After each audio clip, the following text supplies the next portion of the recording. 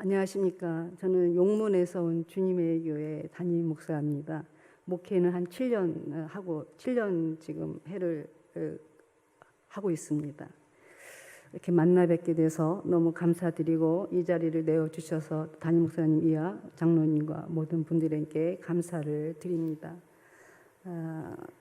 오늘도 주제처럼 만남과 대화 속에서 여러분을 만나게 돼서 그리스도 안에서 참으로 설레고 또 하나님 앞에 또 감사를 드리고 있습니다. 좋은 만남이 되기를 바라고 또 좋은 또 하나님 말씀을 나누는 그런 시간이 되었으면 참 좋겠습니다.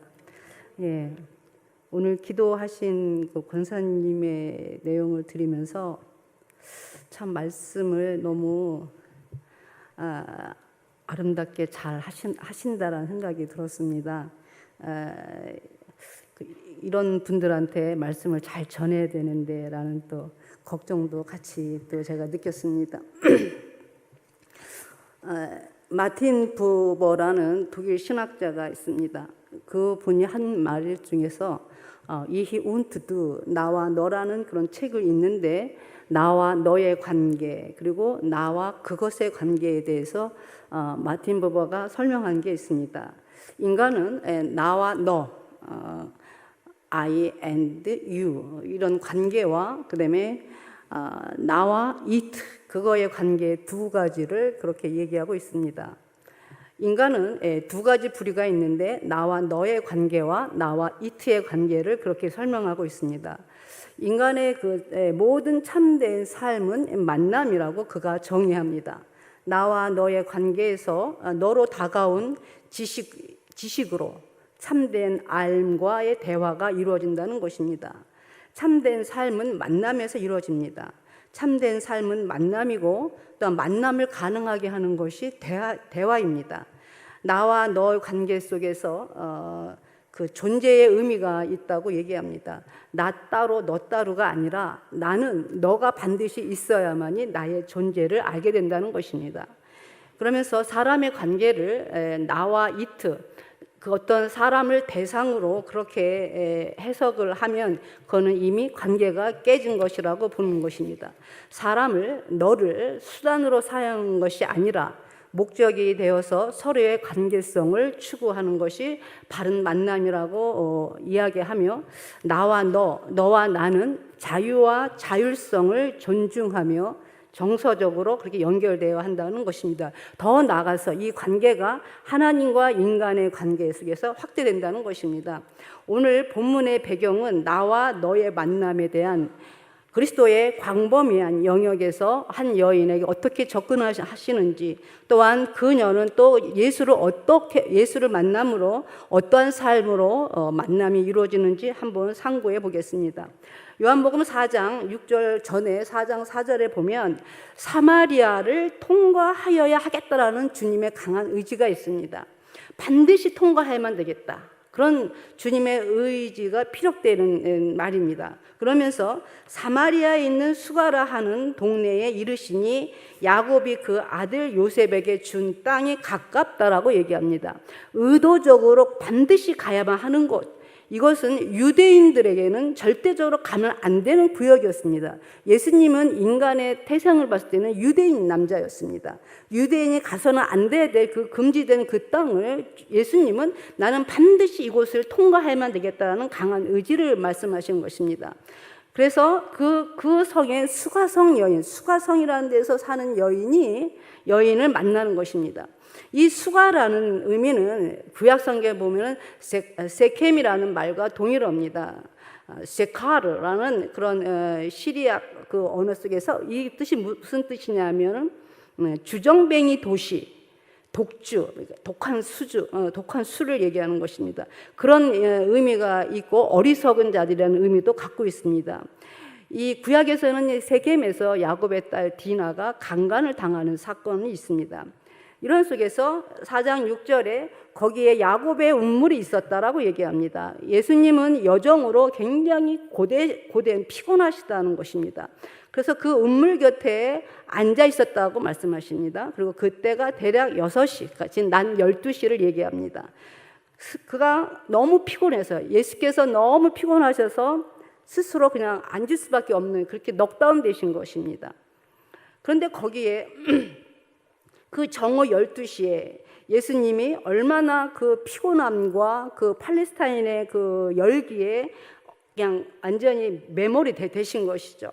그 속에서 지금 예수님이 앉아 계시는데 그때가 대략 약 6시더라라는 속에서 시간에 대한 의미를 어떻게 얘기하냐면 일반 크로노스가 아니라 호라라는 단어를 갖다가 딱 갖다 붙입니다. 호라라는 시간은 어떤 시간이냐면 무언가 누군가에게 굉장히 뭔가 터닝할 수 있는 터닝 포인트라는 거죠. 뭔가 극적인 상황이 이루어지는 그런 긴박한 시간을 얘기하고 있습니다. 그 시간을 딱 갖다가 집어넣습니다. 그 예수님이 운물에 앉으셨다는 그 의미 속에서는 이스타블리시 뭔가 이렇게 세워 놓겠다라는 의미가 있습니다. 앉으셨다는 개념에는 그 개념을 같이 포함하고 있습니다. 사마리아 여인이 물을 길러 오자마자 예수께서 말씀하십니다. 마실 물을 나에게 달라 이렇게 얘기하십니다. 명령어입니다. 운물은 물이 이렇게 막 이렇게 샘솟는 곳이 아니라 뭔가 물이 침투하여서 고이는 곳입니다. 그래서 반드시 무슨 도구가 있어야만이 그 물을 마실 수가 있습니다. 근데 그 물이 105피트, 75m 정도 된다고 합니다. 아주 깊은 운물이었습니다. 그러니까 예수님이 목말라도 당신이 어떻게 해결할 수가 없는 상황이었습니다. 그 시간에 바로 사마리아 여인이 물을 길러 왔다는 것입니다. 그러니까 이 여인을 보자마자 주님이 하시는 말씀이 나에게 당장 마실 물 좀 달라 이렇게 얘기를 하는 것입니다. 이 자체는 뭐냐면 예수님이 유대인이 가면 안 될 그 사마리아에 가 계실 뿐만 아니라 말을 전혀 섞이면 안 되는 여인한테 말을 건다는 것입니다. 그 자체가 굉장히 이거는 놀라운 일인 것입니다. 예수님 자체가 장벽을 스스로 허물고 계시다는 의미입니다. 유대인, 그러니까 이 사마리아는 여러분이 잘 아다시피 아수르에 의해서 완전히 전복이 당하고 그리고 5민족이 아수르가 용병들을 갖다가 집어넣어가지고 그 이스라엘 씨를 말리기 위해서 여자들과 결혼하게 만들어서 순수 혈통을 아주 없애버립니다. 그래서 남유다에 있는 사람들이 북이스라엘을 향해서 사마리아를 향해서 굉장히 저주하는 그러한 완전히 분리된 그런 사이인데 이제 거기 지금 예수님이 가서 그 여인과 함께 지금 얘기를 하고 있는 것입니다. 이런 적대적인 관계 속에서 유대인 남자와 사마리아 여인이 만나는 것입니다. 이 만남은 또 하나의 의미가 그리스도의 목마름에서 오는 진실인 것입니다. 그리고 신분이나 성별이나 종교나 종파로부터 자유한 만남입니다. 그리고 그 만남은 높은 그분의 말씀의 목적이 있습니다. 그리고 영혼을 낚는 어부의 모습을 우리에게 보여주고 계십니다. 홀로 계신 주님과 홀로 있는 여인의 만남입니다. 내가 있으면 내가 아닌 다른 것이 있어야 되는 것입니다. 에고, 어떤 자아가 있으면 슈퍼에고, 초자아가 있어야만이 나를 발견할 수 있는 것입니다. 작은 어떤 스몰 셀프라는 어떤 자아가 소아가 있으면 그레이트라는 거대한 것이 있어야지 자신의 존재를 우리가 읽어낼 수 있는 것입니다. 내가 나를 본다면 나를 읽어낼 수가 없습니다. 반드시 상대방이 있어야 되는 것입니다. 이런 속에서 서로 만나는 것입니다. 서로 만나서 서로 간의 대화를 통해서 알아지는 것입니다. 이것이 바로 서로 함께 아는 것이라는 것입니다. 서로 나눔이 있다면 대화가 있는 것으로 우리가 그리스도와 만남과 대화를 통해서 서로 알게 되어지는 알미 중요한 것입니다. 그러면서 4장 8절에 보니까 왜냐하면 그의 제자들이 음식을 사기 위하여 시내로 나갔다라고 얘기합니다. 물을 달라고 부탁해야 되는 상황 속에서 그녀와 대화를 나눌 수 있는 아주 좋은 조건인 것입니다. 제자들이 있으면 그런 대화가 오고 갈 수가 없는 것입니다. 홀로 된 주님과 홀로 된 여인이 지금 만나는 아주 적절한 장소이기도 하는 것입니다. 그러자 사마리아 여인, 주님이 당장 물을 달라고 하니까 여인이 주님한테 말합니다. 어떻게 유대인인 당신이 사마리아 여자인 내 곁에서 물을 달라고 청하십니까? 왜냐하면 유대인들은 사마리아 사람들을 멸시하기 때문이다 라고 설명하고 있습니다. 그러니까 굉장히 놀라는 거예요. 사마리아 여인이. 왜 유대인 남자가 나한테 말을 걸까? 있을 수가 없는 거거든요. 그러니까 그 여자가 묻는 거예요. 유대인이라는 그 율법에 의해서 세워진 그 칸막이 벽. 유대인은 그 율법이 중요하지 않습니까? 그걸로 세상에 칸을 탁 막아놓은 것입니다. 근데 그거를 예수님 자체가 유대인 남자가 스스로 무너뜨리고 있다는 것을 이 여인이 굉장히 놀라고 있는 것입니다. 더 이상 우리 주님은 유대인이나 헬라인, 노예나 자유인, 혼혈인이나 원주민, 남자나 여자 이런 것을 다 허무신다는 것입니다. 예수님과의 만남은 오직 나와 너의 관계로서 그 자체로서의 만남인 것입니다. 그러니까 예수님이 말씀하십니다. 만약에 네가 하나님의 선물과 너에게 당장 나에게 마실 물을 달라고 한 그가 누구인가를 알았었다면, 자신을 2인칭으로 얘기합니다. 3인칭으로 얘기합니다. 그가 누군가를 네가 알았다라면 너는 그에게 당장 생명의 물을 요구했고 그는 너에게 곧 그것을 주었다. 생명의 물, 여기에서는 비오스와 조에네라는 말이 있는데, 비오스는 그냥 생명, 호흡하는 생명이고, 조에네라는 생명은 그리스도의 영원한 생명을 얘기합니다. 그러니까 여기서 그런 말씀을 쓰십니다. 그런 비오스, 그냥 호흡하는 그런 생명이 아니라 영원한 생명을 가진 그 물을, 그 생수를 나에게 달라고 네가 했을 것이다 라고 그렇게 얘기하십니다. 그녀로부터 배척을 당한 예수가 예수임에도 불구하고 그녀에게 계속해서 말씀을 하고 계십니다. 예수님이 단지 물만을 마시게 해달라는 요청이 아니라 더 나아가서 그녀와 대화를 시도하고 계시다는 것입니다. 만일 네가 하나님의 선물을 영적인 눈으로 볼 수 있었다면, 이렇게 얘기하시는 거예요. 그러니까 그녀의 눈은 육적인 눈으로 보는 거예요. 그냥 눈에 보여진 대로 보는 거예요. 근데 하나님이 뜨게 하시는 눈, 호라오라는 그런 눈으로 네가 나를 봤다면, 이렇게 얘기하시는 거예요. 봤다면, 그러면서 하나님의 선물을 네가 구했을 것이다, 받았을 것이다. 하나님의 선물은 구원을 얘기하는 것입니다. 또한 이 선물이라는 개념에는 이해력을 의미하고, 인지하는 통찰력을 의미하고 있습니다. 하나님의 선물은 우리에게 통찰력을 주신다는 것입니다. 그것이 바로 구원이라는 것입니다. 예수님 그 자체가 구원으로서 그에게 생수, 살아가게 하는 물, 살 수 있는 물, 그걸 네가 나한테 구했을 텐데 라고 얘기하십니다. 유대교에서 이 샘물, 이 생수는 여호와 자신을 위한 것이기도 합니다. 그들의 고백입니다. 그래서 하나님을 생명의 샘으로서 유대인들은 그렇게 구체적으로 이해하고 있습니다. 그러니까 이 여인이 받아서 얘기합니다. 주여, 물통도 없고 운물은 깊습니다. 그러면서 어떻게 생명수를 가지고 계시다는 것입니까? 그 여인의 논리는 그렇습니다. 아니, 당신은 지금 물통도 없다. 물을 기를 수 있는 물통도 없는데 저 깊은 물을 어떻게 나한테 떠서 나한테 물을 줄 수 있다라고 얘기하는가라고 여인이 반문하는 것입니다. 물통도 없으면서 어떻게 나한테 물을 준다고 얘기하느냐라고 얘기하는 것입니다. 그러면서 어떻게 생명수를 가지고 있다라고 나한테 얘기하는 것이냐, 이렇게 얘기하는 것입니다. 그 여인의 눈으로는 맞는 것입니다. 그 여인은 이 땅의 사고 영역 안에서 머물러 있는 거예요. 물질적인 보여지는 물로서만 이해하기에 물을 얻기 위한 방법만을 지금 캐묻는 것입니다. 물을 어떻게 기를 건데, 물을 어떻게 길어서 나한테 줄 건데, 그것만 얘기하는 거예요. 그 여인은 지금 주님한테 물통도 없고 운물은 깊은데 무엇으로 나에게 생명수를 줄 수 있다고 당신은 얘기하는 것입니까? 라고 여인은 비웃는 것입니다. 이게 뭐냐면 이게 추상, 스트렉트, 구조가 떨어져 나간다는 거. 이게 추상이라는 거죠. 그녀가 볼 땐 추상인 거죠. 아니, 아무것도 없는데 어떻게 나한테 생수를 준다고요? 이게 그녀라고 할 때는 당신의 말은 추상이라는 거죠. 구조가 없다라는 것입니다.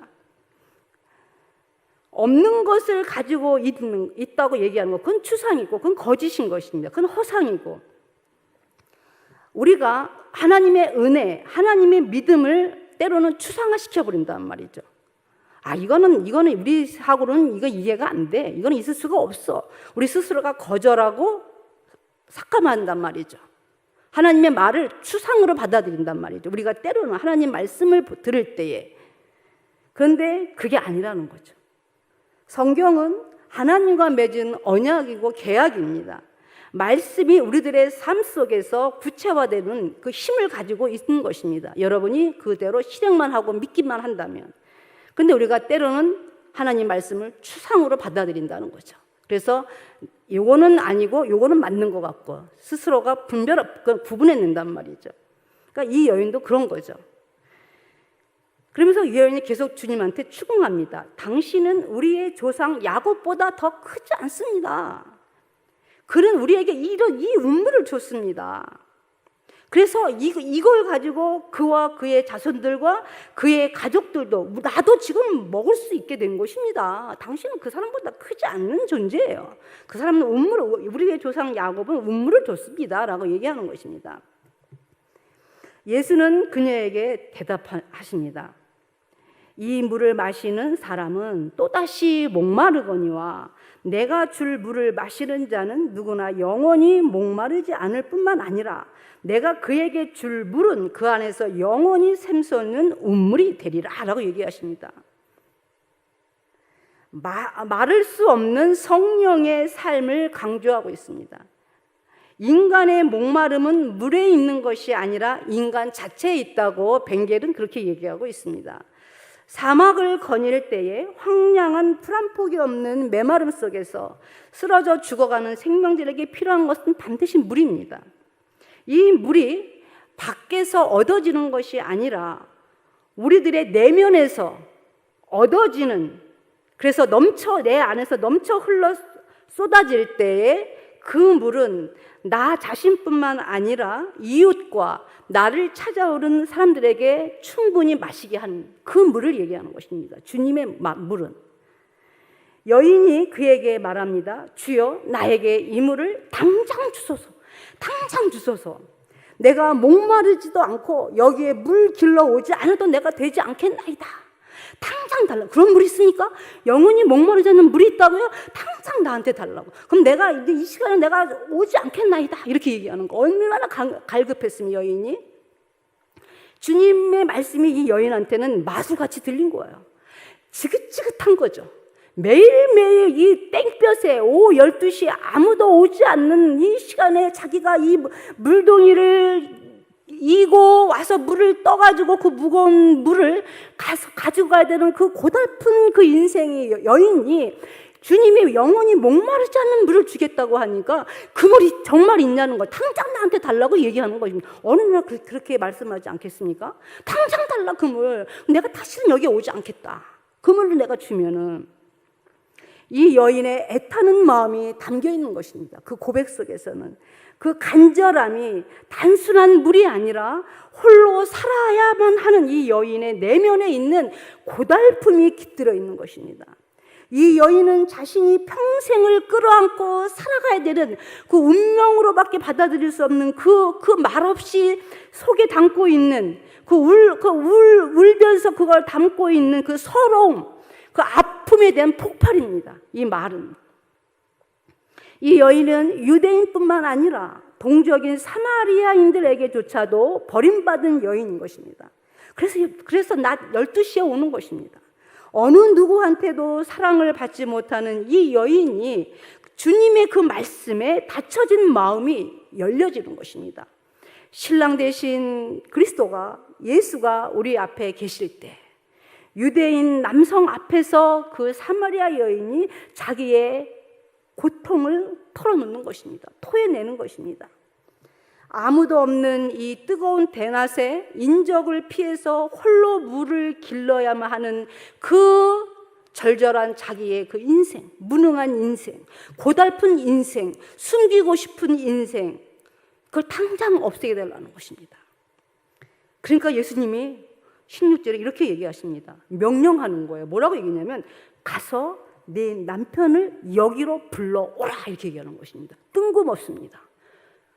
그 물을 달라고 얘기했는데 갑자기 예수님이 뜬금없이 가서 얘기합니다. 가서 네 남편을 여기로 불러오라 이렇게 얘기하시는 것입니다. 주님은 이 여인의 마음을 꿰뚫어 보시고 하시는 말씀입니다. 너의 남편을 불러오라. 가장 의지하고 믿어야 하는 힘 있는 남편.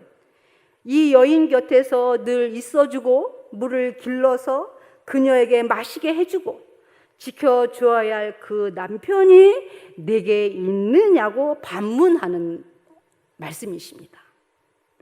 그녀는 지금 현재 불법적인 관계에 이르렀다는 것을 이 단어 속에서 우리가 암시하고 있습니다.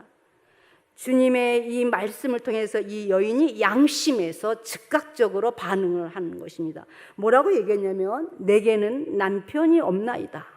예수가 그녀에게 말합니다. 내게 남편이 없다고 한 네 말이 옳도다. 이렇게 말씀하십니다. 너무나 갑작스러운 주님의 그 전환된 말씀, 네 남편을 데리고 오라는 그 말씀 속에서 이 여인이 고백하는 말은 내게 남편이 없나이다 이렇게 얘기하는 것입니다. 그 말 속에서는 어떤 의미가 있냐면 나는 더 이상 이렇게 살지 않겠다라는 고백인 것입니다. 그 말 동시에 그런 의미가 같이 담겨져 있는 것입니다. 진실의 표현인 것입니다. 자신의 팔자인 양, 운명인 양 속에 담고 있던 삶의 무게로서 그걸 겨우겨우 지탱하고 있었는데 주님의 그 초대에 네 가서 네 남편을 데려오라는 그 말씀 앞에서 이 여인이 서러움이 봇물같이 터져 나오는 것입니다. 그러면서 이 여인이 아마 울었을 것입니다. 나에게 남편이 없나이다 라면서 이 여인이 아마 울었을 것입니다. 예수는 그 여인의 아픔을 달래주면서 내 말이 맞도다. 정작 네가 힘들 때, 외로울 때, 어려울 때 너에게 힘이 돼줄 남자는 하나도 없이 너 혼자 살아가야 되는 고달픈 운명을 주님은 위로해 주신 것입니다.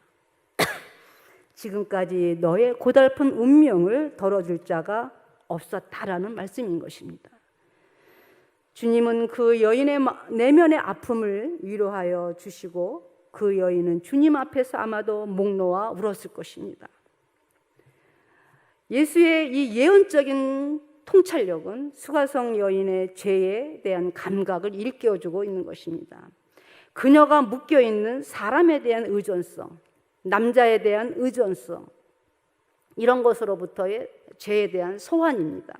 그리고 그거에 대한 해방을 말해주고 있습니다.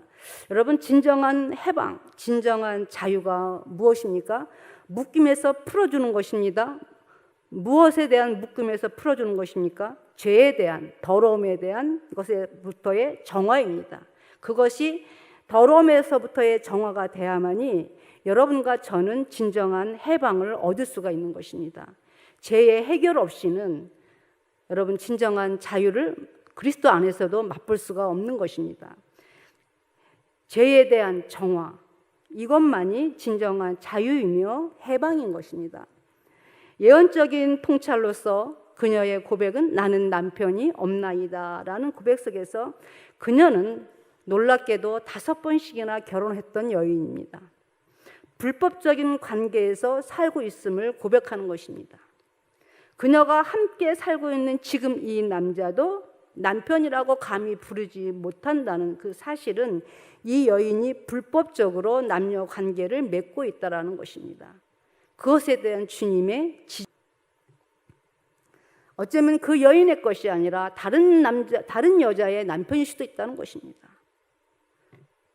그녀의 간통에 대한 것에 대해서 간접적으로 증명해 보일 수 있는 대목입니다. 5 남편을 둔 여자, 지금 6번째의 남편과 함께 살고 있는 이 남자 또 역시 남편이 아닌 것입니다. 이것은 모든 사마리아 사람들의 상징이라고 말할 수가 있습니다. 이 견해는 다섯 신을 사마리아의 사람들이 섬기고 있다라는 얘기도 될 수가 있는 것입니다. 이 사마리아라는 것은 대중이 좋아하는 곳입니다. 사람들이 많이 몰려 있는 곳입니다. 그걸 의미할 수 있습니다. 이렇듯 이 여인의 죄의 고백은 용서의 첫 번째에 절대적인 조건인 것입니다. 죄에 대한 고백이 반드시 있어야 되는 것입니다. 그리고 그러면 회개가 되는 것이고 회심하게 되는 것입니다. 그녀도 주님의 그 말씀에 대한 질문에 대한 대화에 대한 의도를 그녀가 충분히 이해했고, 그리고 죄책감이 그녀를 괴롭게 했으며 그것을 예수님 앞에서 온전히 고백하게 된 것입니다. 주님이 또 얘기하십니다. 네가 남편 5이 있었으나 지금 있는 자는 네 남편이 아니니 네 말이 참되도다 라고 주님이 그 여인에 대해서 정확하게 말씀하십니다. 사람이 보는 진정한 내면의 것과 주님이 보는 내면은 전혀 다릅니다. 내가 알고 있는 나의 진정성과 주님이 알고 있는 진정한 내면의 문제와는 전혀 다릅니다. 그래서 우리가 나는 내 문제는 이거야라고 여러분이 얘기할 수는 있지만 주님은 또 다른 면, 더 깊은 면을 보실 수 있기 때문에 우리는 주님과의 대화가 반드시 필요한 자들입니다. 주님은 여인이 다 말할 수 없는 그녀의 한을 책망하고 그래 너는 더럽게 살았어 이렇게 하는 것이 아니라 오히려 위로해 주시는 것입니다. 그리고 그 여인의 그 추악한 치부죠. 그 치부를 들춰내시지만 그래서 끌어내 주시는 거예요. 그게 중요한 거거든요. 나의 그 추악한 치부를 여러분 숨기고 있지 않습니까? 이것만은 내가 절대로 오픈할 수 없어라는 것들을 주님은 그걸 다 끌어내시는 것입니다. 우리의 추악한 치부들을. 그래야만 내가 온전히 살 수 있기 때문에 그렇습니다. 너의 말은 진실이다. 네가 진정하고 싶었던 진실될 말을 네가 했구나. 나 남편 있어. 나 이때니까. 속으로는 그게 아니라는 거죠. 그 말을 유대인 남자 앞에서 예수님 앞에서 나는 남편이 없습니다 라고 얘기하는 거예요. 아무한테도 하지 못했던 얘기를 그렇게 하는 것입니다. 진짜 하고 싶은 말을 여러분 할 수 있는 사람이 있으십니까? 그러면 축복인 것입니다. 마지막 절에 여자가 가로되 주여 내가 보니 당신은 선지자로서이다 라고 얘기합니다. 여인이 예수에 대해서 신성한 해석을 하게 되는 것입니다. 마주보는 영혼에게 매우 자연스러운 탐구가 있는 것입니다. 나와 너가 진정으로 만나고 대화를 할 땐 상대방의 것을 아는 지식이, 진정한 지식이 알게 되는 것입니다. 나에게 전달되는 것입니다. 그래서 이 여인의 고백은 당신은 진정으로 선지자로서이다 라고 예수님을 알아보게 되는 것입니다. 마음이 열려져야지 상대방을 볼 수 있습니다. 내 마음이 닫혀져 있으면 사람을 알 수가 없습니다. 닫혀져 있는 사람을 안다고 얘기하면 여러분들은 끊임없이 속아가는 것입니다. 내 자신도 내 마음을 닫혀버리면 여러분 자신한테 속는 것입니다. 그러면서 이 여인이 얘기합니다. 주여 나의 방향을 제시해 주시고 나를 이끌어 주시옵소서. 이게 선지자에 대한 의미가 들어가는 것입니다.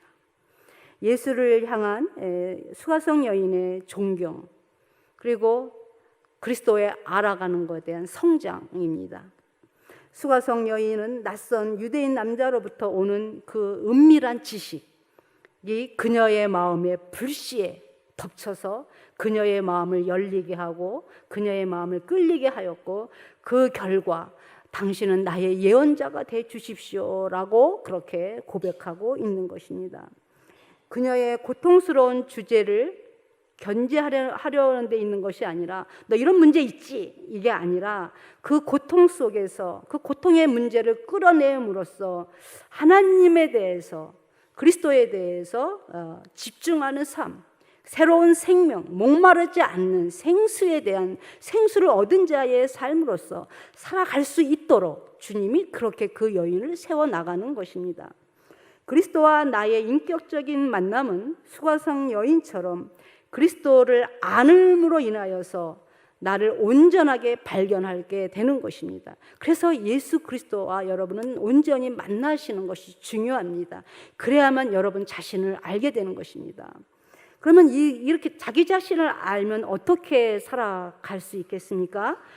이런 자들은 내가 무엇을 해야 되는지를 알며 내가 서 있는 자리에 대한 정체성을 알게 됩니다. 시편 1편에 복이 있는 사람은 해서 거기서 어떤 얘기를 하냐면 아시에르라는 말을 쓰는데 위치입니다. 복이 있는 자들은 자기 자리를 알아가는 자들입니다. 내가 어디에 있어야 되며 그 자리에서 나는 무엇을 해야 하는 것을 아는 자들이 복이 있는 자라고 시편에서는 그렇게 얘기하고 있습니다. 자기 자리를 모르는 자들은 방황하는 자들이고 악한 자들입니다. 자기 자리를 모르는 자들은 자기가 해야 할 것도 모르고 안 하기 때문에 악인 것입니다. 지금 이 여인은 그리스도를 만남으로써 그거를 알아가는 것입니다. 내 자리가 어디이며 내가 무엇을 해야 되는 것을 알게 되는 것입니다.